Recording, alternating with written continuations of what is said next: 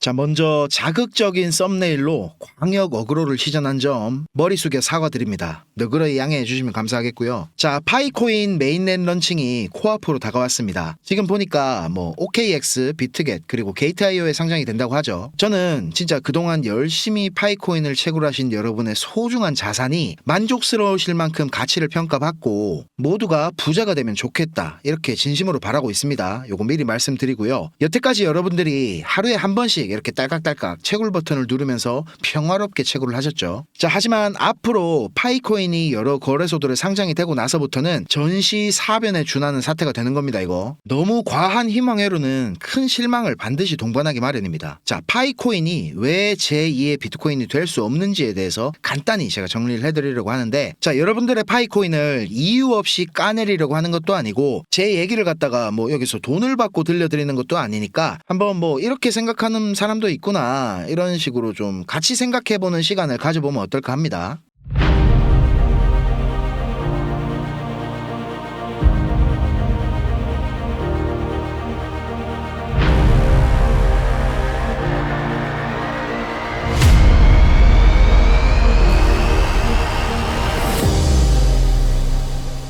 자, 많은 파이오니어들의 꿈과 희망이 지금 극에 달하고 있는 것 같습니다. 하지만 지금 유튜브에다가 파이코인 이렇게 검색해서 관련된 영상들을 보면 거의 대부분이 자기네들 레퍼럴 홍보하는 영상 이런 것들 뿐이고 진짜 파이코인 가치에 대한 고찰은 하나도 없는 것 같아서 오늘 제가 욕먹을 각오하고 영상을 준비하는 겁니다. 자, 제가 파이코인에 대해서 잘 모르는 부분들이 있을 수도 있으니까 혹시나 제 말에 오류가 있다면 댓글로 알려주시면 감사하겠습니다. 자, 반박시 님 말이 100번 맞습니다, 이런 배움의 자세로 댓글을 기다리겠습니다. 자, 파이코인 채굴하시는 분들께서 제2의 비트코인이다, 이런 말씀들을 많이 하시는 것 같아요. 자, 비트코인이 성공할 수 있었던 요소들을 제가 파이코인에서 찾아보려고 했어요. 근데 리서치를 하면 할수록 비트코인과는 좀 너무 다른 성격의 코인이다 라는 걸 알게 됐습니다. 자, 첫 번째로는 채굴 방식의 차이인데요. 비트코인은 여러분들 잘 아시겠지만 POW, 작업증명 방식으로 채굴을 합니다. 비트코인이 만들어졌던 초기에는 일반 컴퓨터 CPU로도 채굴할 수 있을 정도로 난이도가 좀 낮았지만 지금은 어마어마한 전용 채굴 장비들을 갖춰야 채굴을 할 수 있을 정도의 난이도가 됐습니다. 채굴 난이도가 이렇게 갈수록 상승하면서 엄청난 해시레이트를 보여주고 있는데요. 이런 높은 해시레이트가 네트워크 보안을 강화하는 핵심 요소로 사용이 되면서 경제 원리와 맞물려서 모든 것들이 선순환 구조로 네트워크를 유지시키고 강화합니다. 자, 반면에 파이코인은 휴대폰 어플을 깔고 하루에 한 번 이렇게 딸깍만으로 누구나 채굴을 할 수가 있죠. 저는 근데 이런 방식을 예전에 제가 오랫동안 해왔었어요. 이 MRST라고 다들 들어보셨는지는 모르겠는데 이 마르스 코인이라고 있거든요. 요게 생각났어요. 저는 지금은 이게 멜로우라고 이름을 좀 바꿨던데 이 토큰도 이제 상장되기 전에 기대감이 엄청났었거든요. 상장하기 전에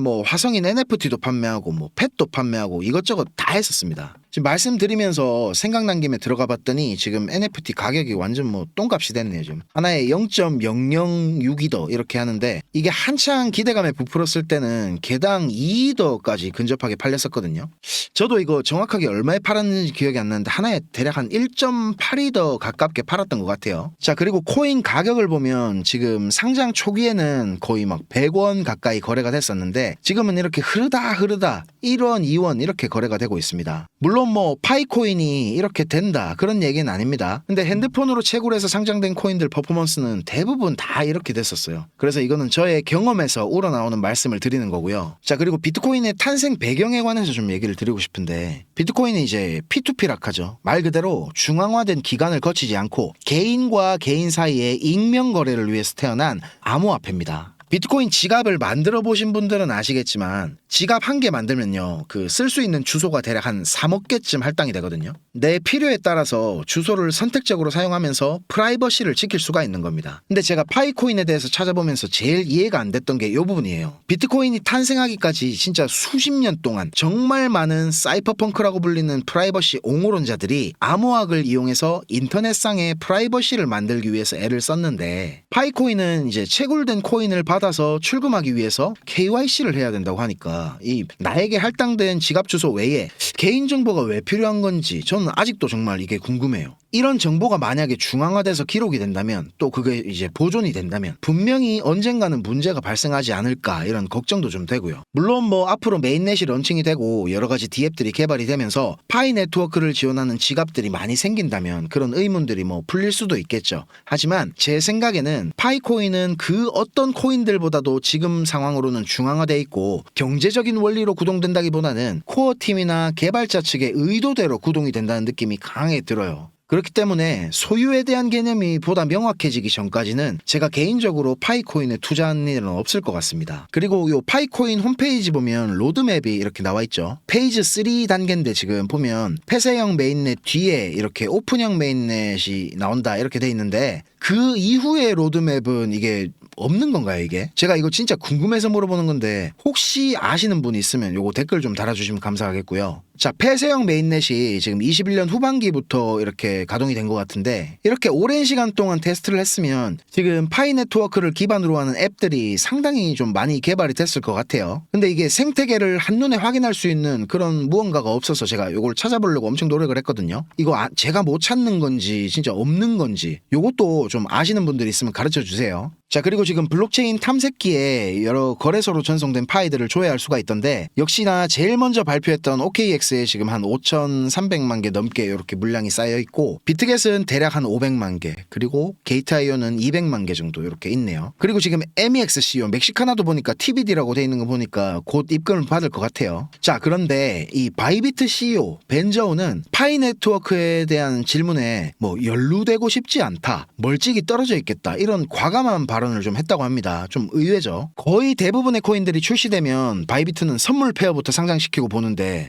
좀 이런 말을 하니까 뭐 아무튼 제가 파이코인에 대해서 이해가 안 되는 부분들에 대해서 좀 생각나는 대로 말씀을 드려봤는데 뭐 다른 것도 제가 얘기할 게 있었던 것 같은데 꼭 이래 막 얘기하려고 하면 기억이 안 나더라고요. 근데 진짜 뭐 몰라요. 미래는 뭐 파이코인이 정말 훌륭한 프로젝트고 가치를 인정받아서 여태까지 채굴 하신 분들께서 정말 나중에 경제적 자유를 누리실 수도 있겠죠. 아, 그리고 어떤 영상 보니까 트위터 팔로우 숫자가 이거 이더리움보다 높다고 이더리움 시총을 넘어선다 이런 말씀을 좀 하시던데 아 제발 이런 부두술은 좀 하지 맙시다. 그거 보는데 좀 솔직히 제가 좀 부끄러웠어요. 아니 그런 식으로 따지면 이 트럼프는 지금 팔로워가 1억 명이 넘어가는데 오피셜 트럼프 코인은 뭐 비트코인 시총 정도는 우주 먼지로 만들 정도 돼야 되지 않겠어요 그러면? 이 코인의 가치라는 게 이 결정짓는 요소들이 뭐 여러 가지가 있죠. 어떤 사람들은 차트를 보고 기술적 분석으로 앞으로를 예측할 것이고 또 어떤 사람들은 매크로 경제의 방향이나 아니면 뭐 시장의 내러티브를 분석하는 방식으로 앞으로의 투자를 결정할 겁니다. 제가 영상 첫머리에서 말씀드렸듯이 저는 진짜 파이코인이 잘 됐으면 좋겠어요. 요새 막 밈코인들 엄청 쏟아지잖아요. 나 그런 것들이 돈 빨아가는 거 너무 진짜 꼴보기 싫거든요. 그래서 이 파이코인 캐는 여러분들이 정말 부자가 되기를 진심으로 저는 바랍니다. 하지만 제가 아는 범위에서 객관적으로 봤을 때 여러분들의 희망처럼 지금 드라마틱한 가격 형성이 될 것 같지 않다는 거를 조금 오늘 냉정하게 말씀드려 본 거고 자 이런 제 말에 분명히 기분이 상하신 분들 계실 거예요. 제가 오늘 채찍만 들이다가 영상이 이렇게 끝나면 저도 마음이 별로 안 좋을 것 같기 때문에 제 나름대로 분석한 앞으로 우리 크립토 시장의 트렌드에 대해서 잠깐만 말씀을 드려볼게요. 자 분위기를 조금 바꿔서요. 지금부터 어쩌면 우리가 크립토 시장에 투자를 하는 데 있어서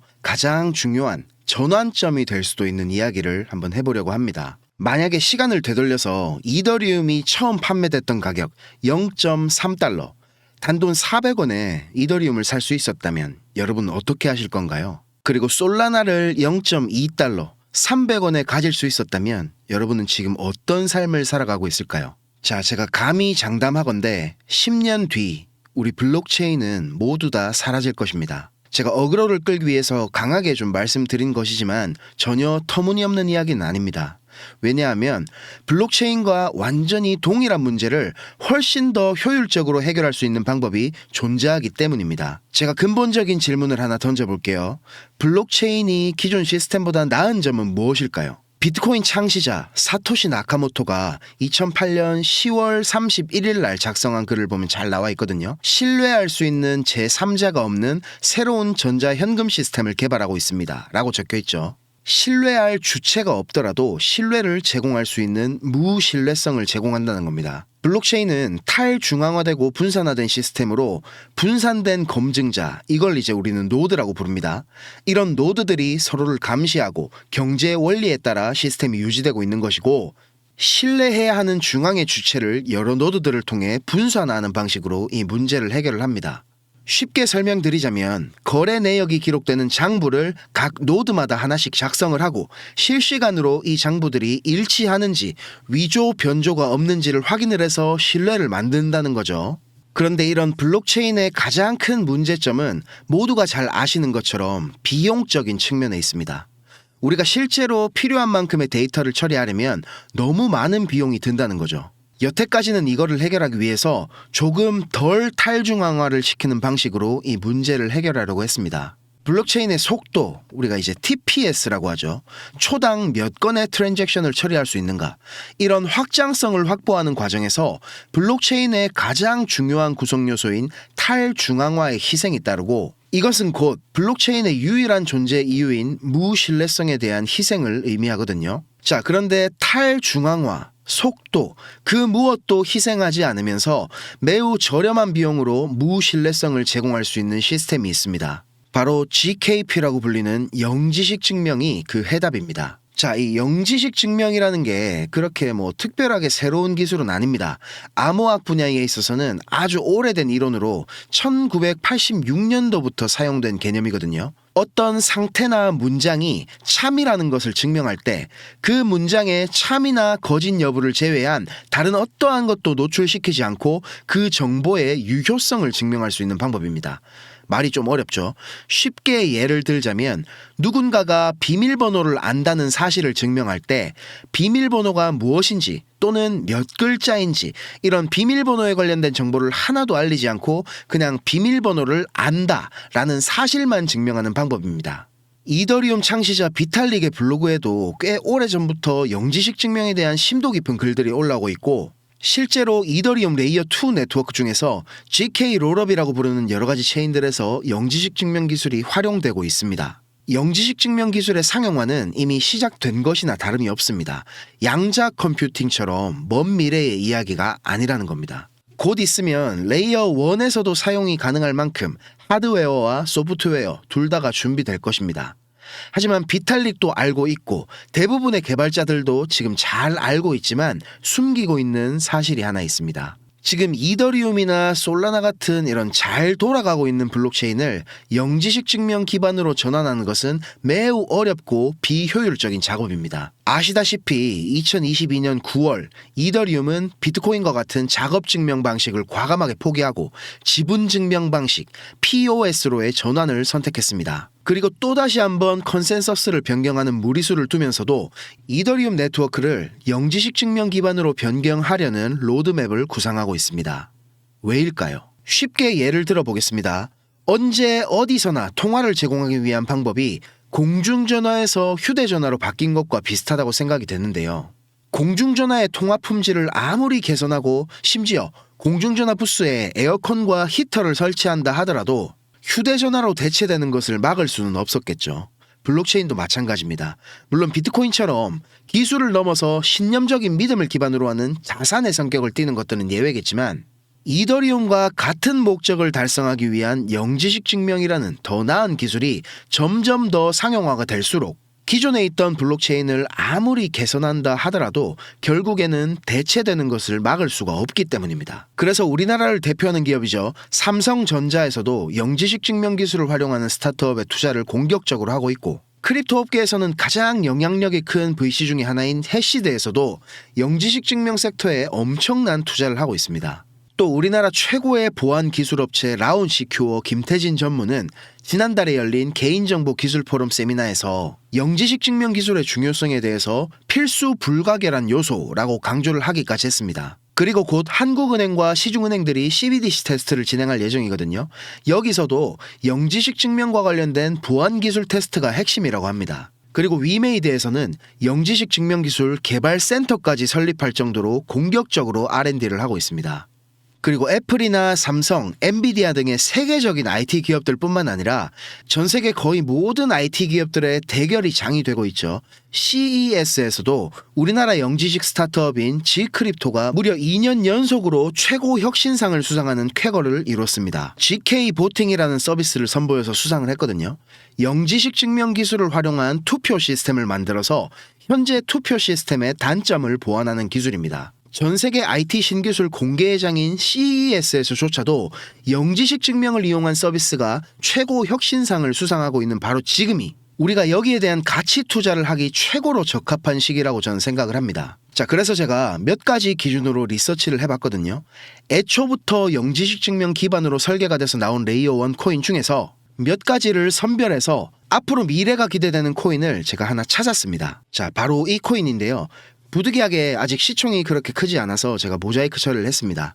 차트도 보면 지금 고점 대비해서 거의 마이너스 70%가량 가격 조정이 이어지고 있고 저점 매물대 근처에서 지금 거래량도 유의미하게 터져주고 있기 때문에 아마 지금이 최적의 매수 기회이지 않을까 생각이 됩니다. 자, 그래서 저는 이 코인을 꾸준히 매수를 해서 모으고 있고요. 조금 전에 제가 말씀드렸던 해시들을 비롯해서 굵직굵직한 VC들의 초기 투자가 있었던 코인이고, 그리고 토크노믹스도 보면 인사이더들의 물량이 상당히 제한되어 있는 구조이기 때문에 의도적으로 가격을 핸들링하기 어려워서 우리 같은 개인 투자자가 투자하기 좋은 코인이라는 판단을 했습니다. 자, 제가 찾은 이 코인을 오늘 여러분께 공유를 드리려고 하는데요. 저는 이 크립토 시장에 아무것도 모르고 뛰어들어서 셀시우스 사태, 그리고 루나 사태, FTX 파산까지 이 시장에서 최고로 큰 사건이라는 것들을 직접 제가 다 겪으면서 포기하려고 했던 적이 한두 번이 아니었습니다. 그렇지만 저는 결국 스스로 일어났고 지금은 이제 크게 돈 걱정을 하지 않는 정도까지 성장을 했는데요. 혹시 예전에 저처럼 지금 많이 힘드신 분이 계시다면 제가 드리는 이 정보가 약소하지만 도움이 되셨으면 좋겠습니다. 자, 공유 받으시는 방법 알려드릴게요. 일단 지금 보시는 제 영상에 구독, 좋아요 요거 한 번씩만 부탁드릴게요. 자, 눌러주셨으면 화면에 보이는 제 개인 번호 010-5528-2156 010-5528-2156번으로 영지식이라고 문자를 한 통 보내주시면 되겠습니다. 자, 그리고 여기서 끝이 아닙니다.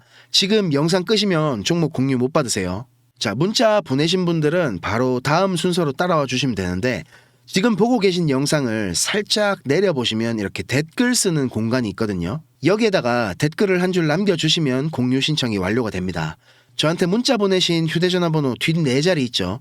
예를 들어서 2156 문자 완료 이렇게 글을 쓰시면 모든 신청이 마무리가 됩니다. 간혹 악의적인 업자분들이 이런 정보를 이용하는 경우가 있기 때문에 저 나름대로 최소한의 필터링을 하는 거니까 조금 귀찮더라도 양해를 부탁드리겠습니다. 자, 그리고 제가 다시 한번 강조드리는데 저는 이런 종목 공유를 빌미로 시청자에게 먼저 연락을 한다던가 금전 요구 같은 거를 일체 하지 않으니까 사칭에 각별한 주의를 해주시기를 당부드리고요. 제가 공유해드리는 이 종목으로 우리 모두가 따뜻한 2025년을 보낼 수 있었으면 좋겠습니다. 자, 오늘 준비한 영상은 여기까지고요. 시청하시느라 정말 고생 많으셨습니다. 저는 더 좋은 영상 준비해서 찾아뵙겠습니다. 감사합니다.